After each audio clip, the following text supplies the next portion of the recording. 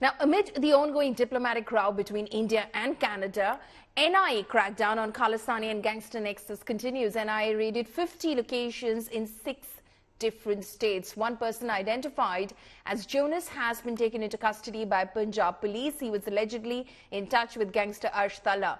Sources have told India today that Khalistani and gangster elements based in other countries were funding overground workers in India through Hawala channels for drugs and weapons.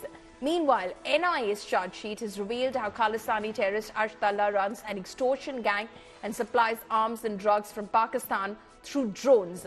The NIA charge sheet also reveals how Khalistanis are targeting the Punjabi music and film industry and are demanding extortion money from producers and directors.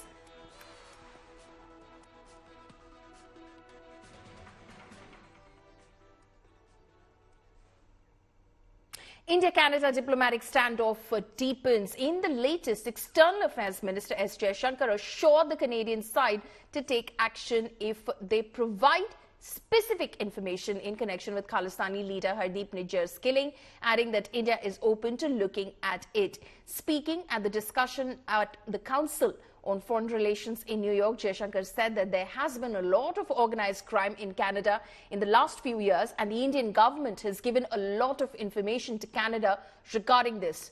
Remember, this comes after Canada Prime Minister Justin Trudeau has publicly accused India of carrying out the June assassination of Canadian national Hardeep Singh Nijjar, a pro-Khalistan figure. One, we told the Canadians that this is not the government of India's policy. Two, we told the Canadians saying that, look, if you have something specific, if you have something relevant, let us know. We are open to looking at it. So, but to understand the context of it, in a way, because the picture is not complete without the context in a way, you also have to appreciate, Ken, that in the last few years, Canada actually has seen a lot of organized crime, relating to, the secessionist forces, organized crime, violence, extremism. They're all very, very deeply mixed up. So, in fact, we have been, talking about specifics and information. We have actually been badgering the Canadians. We have given them a lot of information about organized crime leadership, which operates out of Canada. There are a large number of extradition requests. There are terrorist leaders who have been identified. So do understand that there is an environment out there. So that is important in a way to factor in.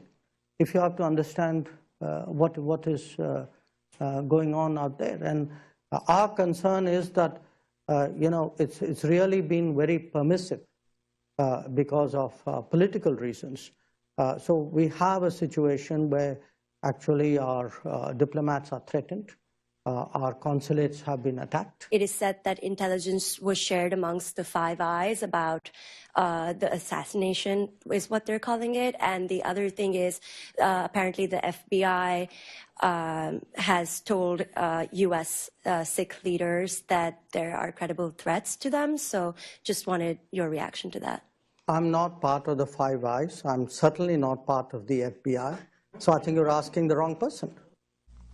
Well, most definitely, Pooja. This is a question that is being asked repeatedly just a few days ago as well as now, with India raising a tough stance in the UN and again asking for the evidence that Trudeau had alluded to. A very clear question that is being asked is about why would a prime minister of a country make a statement that affects the relationship with a friendly ally when the investigators in British Columbia have not yet completed an investigation. This is something that politicians in British Columbia are also asking, that where is the investigation report of this particular issue, which has been made in, which is now being discussed on a world stage because of the way it has impacted the relationship between India and Canada.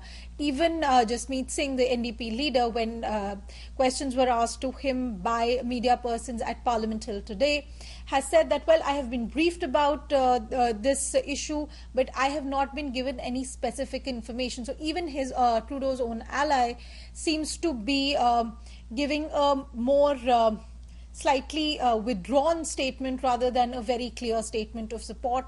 And on the other side, the opposition in Parliament today, the Conservative Party has also been raising the question of the actual evidence, whether it is there or not, what kind of investigation is happening. During one of the speeches in Parliament today, one of the MPs from Surrey, in fact, has raised the point that a proper investigation must be done, and whatever comes out of that must be acted upon. So the questions really being raised against Trudeau as to why a politician has made a statement affecting foreign relations with a friendly ally without the investigation actually being complete.